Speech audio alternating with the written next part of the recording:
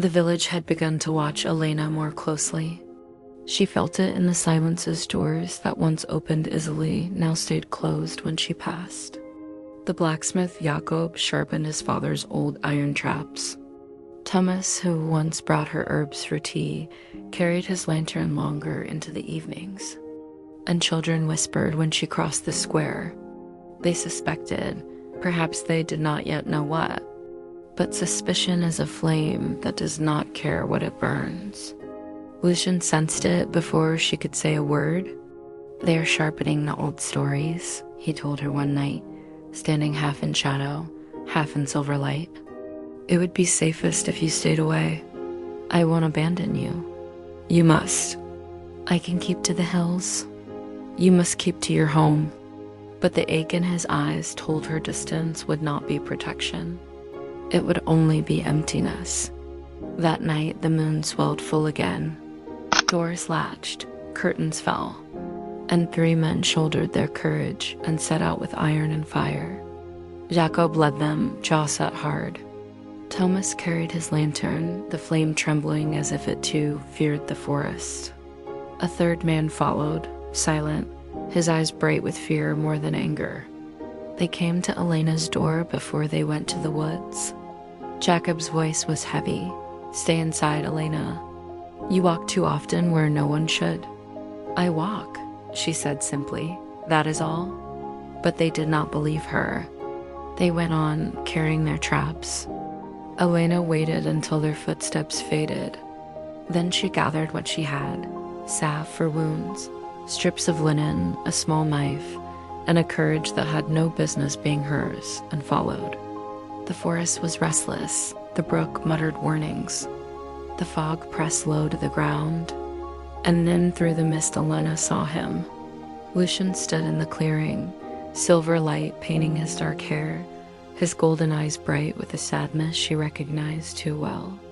"You shouldn't be here," he whispered when he saw her. "Neither should you," she answered, because truth had always been their language. She reached for him, but before either could say more, the sound of boots thundered on the path. Lantern light spilled across the trees. Jacob burst into the clearing with iron jaws clutched tight, his breath ragged with determination.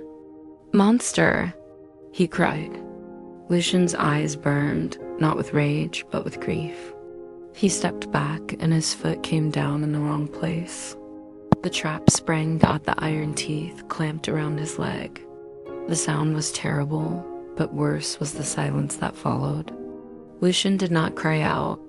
He only went still, his face pale, his breath shallow. Elena was at his side in a heartbeat, her hands on him, her voice steady though her heart broke. "With me, Lucian, stay with me." Jacob raised his arm to strike, but Thomas hesitated. He looked at Elena, her hand steady on the wounded man, her eyes bright with truth, and something shifted in him. "He bleeds," Thomas said softly, "like us." For a moment, the clearing held its breath. Then Elena spoke, low and fierce. "He is not a monster. He is mine." The words hung in the air like a spell. Slowly, Jacob's grip loosened on the iron. His eyes searched Elena's face, and for the first time, he saw not madness, but devotion. Reluctantly, he set his weight to the trap.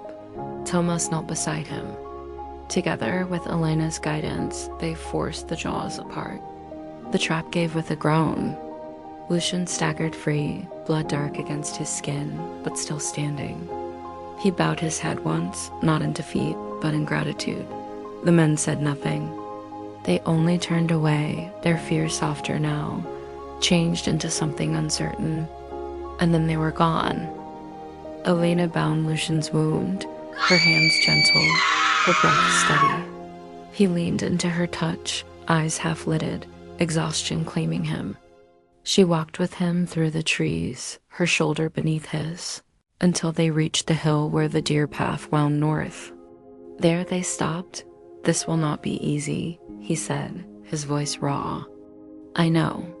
I am not a man every night," he whispered, golden eyes searching hers. "But I am myself every night." Her heart tightened. She set her hand to his chest, felt the steady beat beneath her palm. And at last she spoke the truth that had waited on her tongue for too long. "I love you, Lucian." He closed his eyes, and when he opened them, they were bright as fire and soft as dawn. "And I, you," he said. No oath, no promise. Only truth, given plainly, like water to a thirst. They stood together beneath the moon, hand to chest, heart to heart, man and woman, beast and human, curse and blessing. And though the path before them would be hard, the night carried their secret tenderly, the forest held its silence, and the moon bore witness.